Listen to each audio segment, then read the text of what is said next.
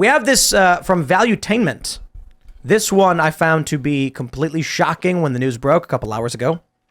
Chris Cuomo joins Valuetainment. This is Patrick Bet-David's show, and he hired Chris Cuomo. And I don't know why. And it's a shocking move. And I'm seeing a lot of people now, we even got some super chats already for people calling for the boycott of Patrick Bet-David's show over this. I don't know about that. I mean, maybe I wouldn't watch if Chris Cuomo was on it, but that's mostly because he's not entertaining to watch. Perhaps their numbers were good. I really doubt it. I do not understand the move in bringing on this piece of human garbage into Valuetainment. I like Patrick Bet-David. He's a smart guy. He's a good guy. He got a standing ovation. He lit the crowd up at our Miami event with his passion speech about, Christians, you got to stop tolerating evil and letting these people do what they want.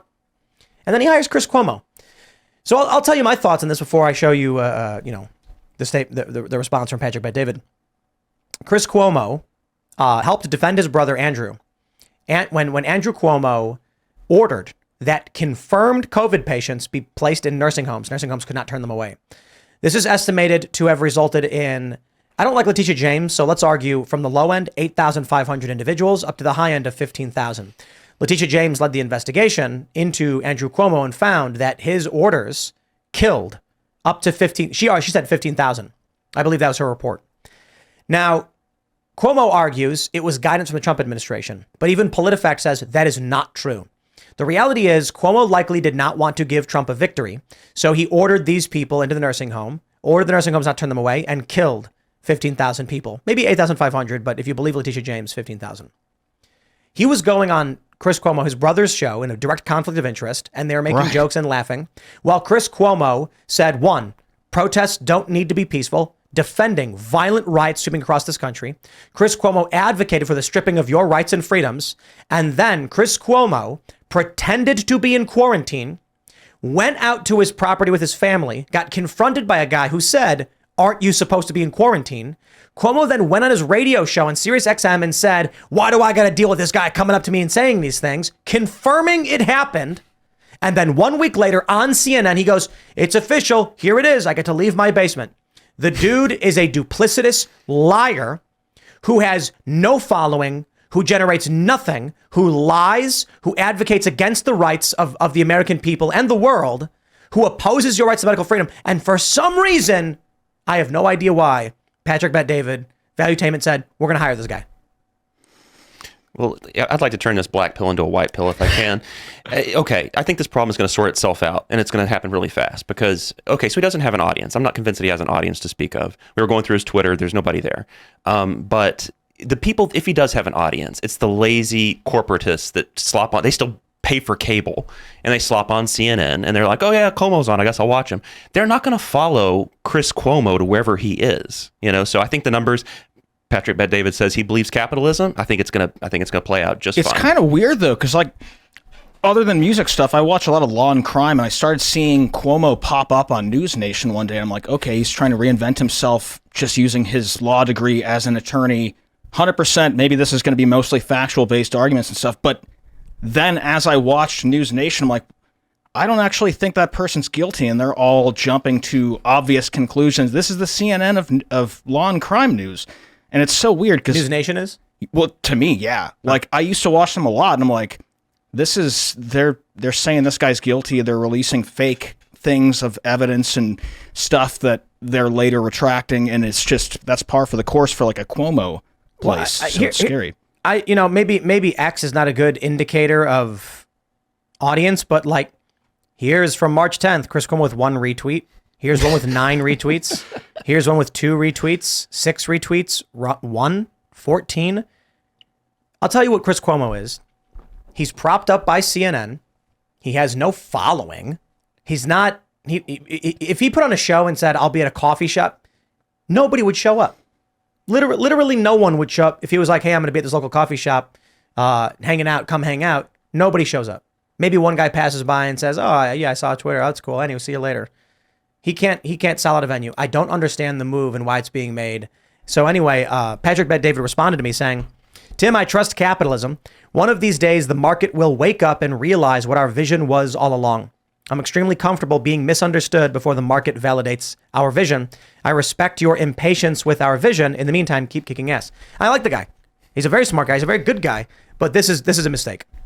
This is unquestionably a mistake. His argument is that Cuomo brings in another side. You know, the argument, I guess, is that Cuomo represents the Democrat voter and they want to reach those people. But he doesn't. Nobody watches Cuomo. What are his ratings on News Nation? Like 10K? If that? Yeah. Well, I think, you made an interesting point there of like, will his audience even follow him? What audience does he have? The audience didn't follow him once he left CNN and, it just continues to fall off. And now he's at this new home. And in theory, he's bringing in this new side, but like really there's nothing left. And I really don't know why we're participating in this like brand rehabilitation for such a sick, horrible person. That was part of, as you mentioned, this horrible crisis in New York, this cover up. I mean, he's evil. Yeah. Horrible. This is not a question of like, I disagree with this man. No, this is an evil guy. He was saying you should be locked in your house. You should be forced to be vaccinated. You should be forced to be masked. Violent riots are a good thing. He's the reason why we got that viral video where the kid was eating the ramen who said it's right there in the First Amendment. He says, who says protests have to be peaceful? Oh, yeah. And he's like, it's right there in the First Amendment. Peaceably assemble. This is a guy who propagandized for his brother who murdered people. This is a guy who advocated you should have no rights. And it's a guy who lied to your face and pretended to be under quarantine to advocate for authoritarian lockdowns. He should be, he look, by all means, interview the guy, but hiring him? Yeah, it's crazy. It makes you really wonder what this vision is that he's mentioning, right? What role is he going to play at talent Valuetainment? roster. Oh. Talent roster. That's Talent hilarious. roster. Well, no, like he's in the rotating group of talent. So he'll be appearing on the show periodically. I don't see. Yeah, I don't see it. No. PBD goes CNN. Congratulations, I guess. He's got to elaborate on his vision, I guess. I'm trying to think of like a positive to bring to this, but it's very difficult. It won't last. There's no way it's going to last. I can't imagine it yeah, will. So, yeah, this is going to sort itself out. Well, there are already people saying boycott PBD. He's got a big show. He's got one of the biggest shows in the world with Valuetainment. But I can't quite understand a move like this. Is it just... An interview would have been cool. They did an interview. They did a couple. I know he's been doing the interview rounds, but... I noticed that too. Strange. Did you guys watch the Tucker Carlson Cuomo thing? I haven't. Just the highlights. Clips, yeah. Yeah, I've not seen it either. Probably should watch it because I don't know whether or not he's ever been challenged on faking quarantine. I'd be willing to bet that whenever he's booked, he's like, don't bring up quarantine.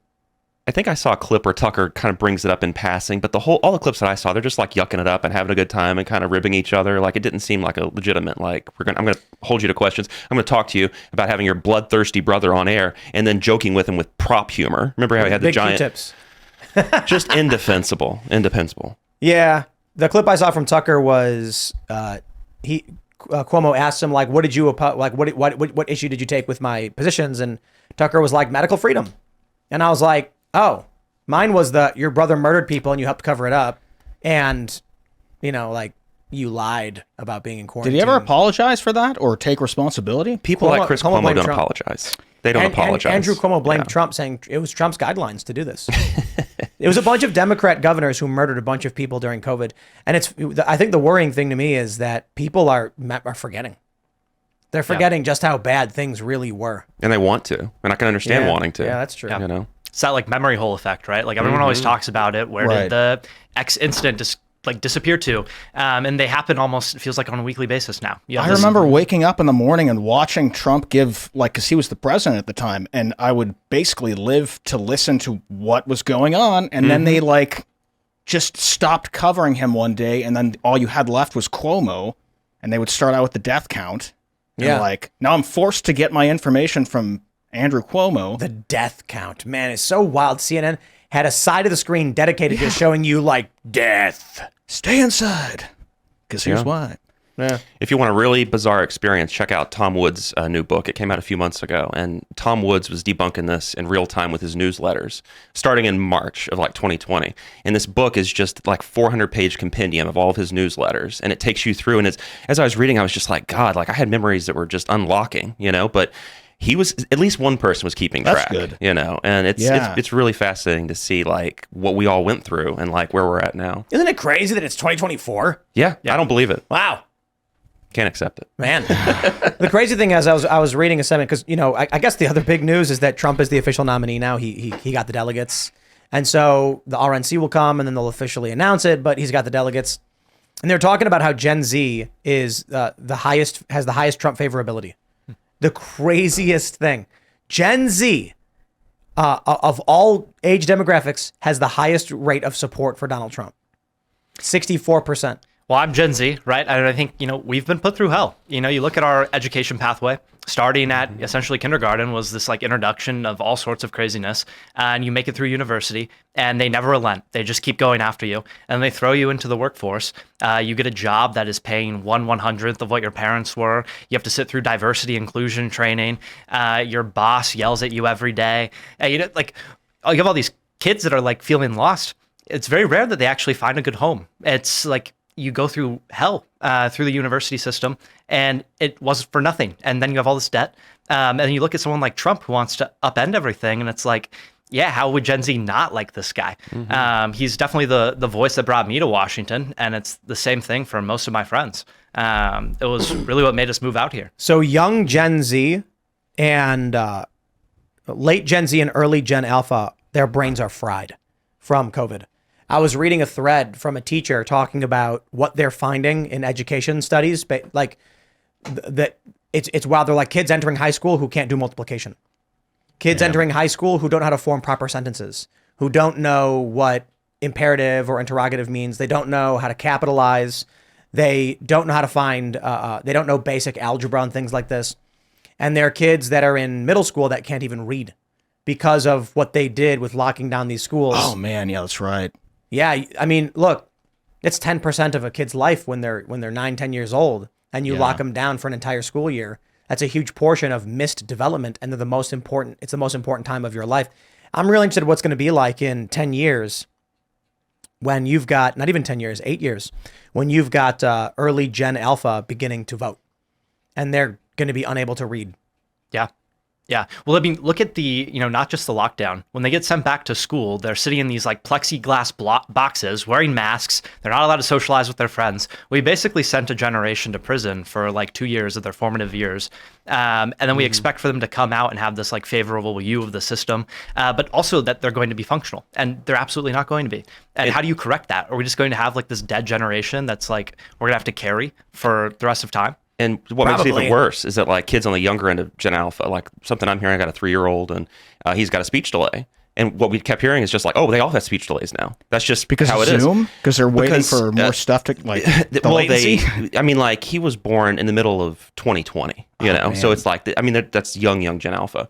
But I mean, you think about like, you're either at home, because you can't go anywhere, or when you do go somewhere, everybody's wearing a mask. So there is a generation, there does seem to be this trend of really young kids that just didn't see that the mouth speaking, and they all have speech delays. Yeah, and like how crazy is it? The doctor just tells you like, oh, don't worry, everyone has one. Yeah. And it's like you're supposed to be like, oh, that makes doctors, it better. teachers, consultants. I've heard that from a lot of parents. Yeah. It's a really disturbing trend. Thanks for watching this clip from the Timcast IRL podcast. Hang out with us live Monday through Friday at 8 p.m. and become a member over at timcast.com for uncensored, members-only shows exclusive. Thanks for hanging out, and we'll see you all next time.